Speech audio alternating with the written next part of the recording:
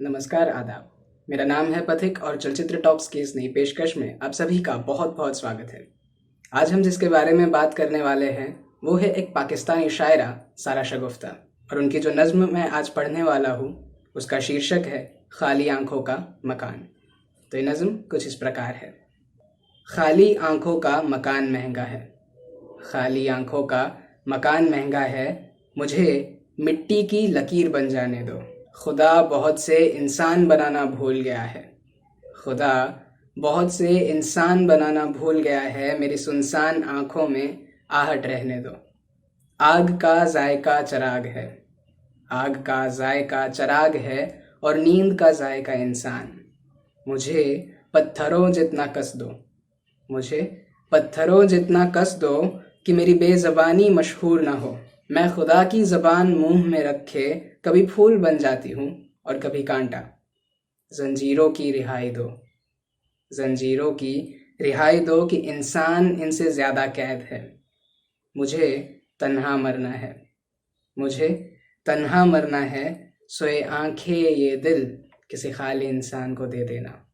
मुझे तन्हा मरना है, सोए आंखें ये दिल किसी खाली इंसान को दे देना।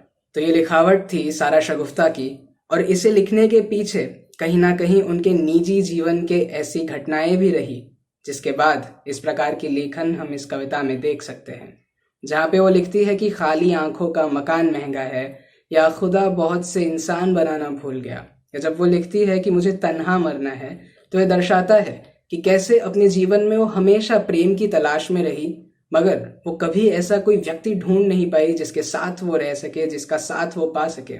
और इसीलिए अपने अकेलेपन को उन्होंने कविता में इस तरह से दर्ज किया है। इसके साथ साथ जब वो लिखती है कि मुझे पत्थरों जितना कस दो कि मेरी बेज़बानी भी मशहूर ना हो, ये तब लिखा जाता है कि जब 17 साल की उम्र से 30 साल की उम्र तक उन्हें जितनी यातनाओं से गुजरना पड़ा, वो कुछ इस प्रकार थी कि जब 17 साल की उम्र में उनकी पहली शादी कराई, वहां से लेके उनकी दूसरी तीसरी शादी टूटते टूटते 4 शादियां टूट गई। और इसी के साथ साथ समाज को ये कभी मंजूर न था कि एक नारी कैसे अपने विचारों पे लिख सकती है, कैसे वो अपने विचार व्यक्त कर सकती है। और एक एक्सप्रेसिव फीमेल होने के नाते पाकिस्तानी सरकार ने भी उन्हें जेल में बंद किया था, क्योंकि वो एक ऐसी साहित्यकार थी जो लिख के अपने आप को एक्सप्रेस करती थी। समाज में भी ये बात का स्वीकार न था, और इसलिए कई बार उन्हें मेंटल हॉस्पिटल भी भेजा गया था कि ये सब ना हो और वो ठीक हो जाए। इन सब बातों से परेशान होकर उन्होंने कई बार आत्महत्या के प्रयास भी किए, और 30 साल की उम्र में जब वो अपना 5वां और आखिरी आत्महत्या का प्रयास करने से पहले एक खत लिखती है, वो एक तीर की तरह लगता है। वो जब पढ़ते हैं तो हमारे अंदर एक अलग सी टिस जाग उठती है। वो पूरा खत तो मैं अभी नहीं पढ़ सकता, मगर उसकी कुछ लाइंस है जहां वो अपने डिप्रेशन का जिक्र करती है। वो लिखती है कि इंसानों के दाग धोते धोते मेरे हाथ काले पड़ चुके थे, इंसानों के दाग धोते धोते मेरे हाथ काले पड़ चुके थे। उदासी का एक अथाह समंदर, उदासी का एक अथाह समंदर मेरी छोटी सी कश्ती में हर दम सवार रहता। इंसानों के दाग धोते धोते मेरे तो हाथ काले पड़ चुके थे। उदासी का एक अथाह समंदर मेरी छोटी सी कश्ती में हरदम सवार रहता। खुदा तो चांद की स्याही से रात लिखता है, खुदा तो चांद की स्याही से रात लिखता है, लेकिन खुदा के बंदों ने रात की स्याही से मेरे दिन लिखे हैं। जब इस प्रकार की राइटिंग हम किसी के आखिरी खत में देखते हैं, तो इससे एक बात तो तय है कि शगुफ्ता ने कभी भी अपनी राइटिंग आर्टिफिशियल तरीके से या प्रैक्टिस्ड पोएट्री नहीं थी, बल्कि जो कुछ भी लिखा था वो अपने आप को एक्सप्रेस करने के लिए, अपने जज्बातों को, अपने इमोशंस को, अपनी पीड़ा को एक्सप्रेस करने के लिए ही लिखा गया था। वो अपने जीवन को ही अपनी कविताओं में बयां कर रही थी।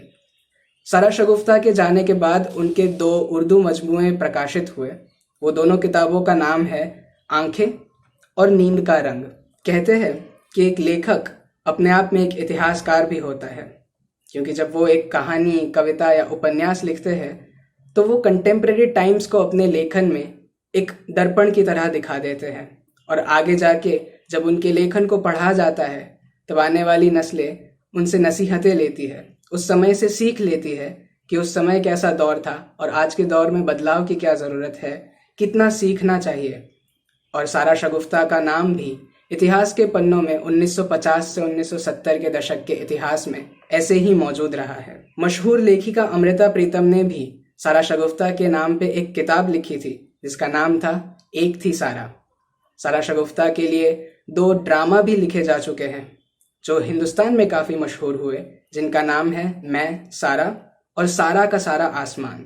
पाकिस्तान में भी एक ड्रामा सीरीज मशहूर हुई थी जिसका नाम था आसमान तक दीवार, वो भी सारा शगुफ्ता के जीवन पर आधारित थी। यहाँ पर देखने वाली बात यह है कि शगुफ्ता के नाम का अर्थ होता है खिलना, टू ब्लॉसम, मगर उनके जीवन की कहानी कुछ इस प्रकार रही कि समाज ने उन्हें कभी खिलने ही नहीं दिया।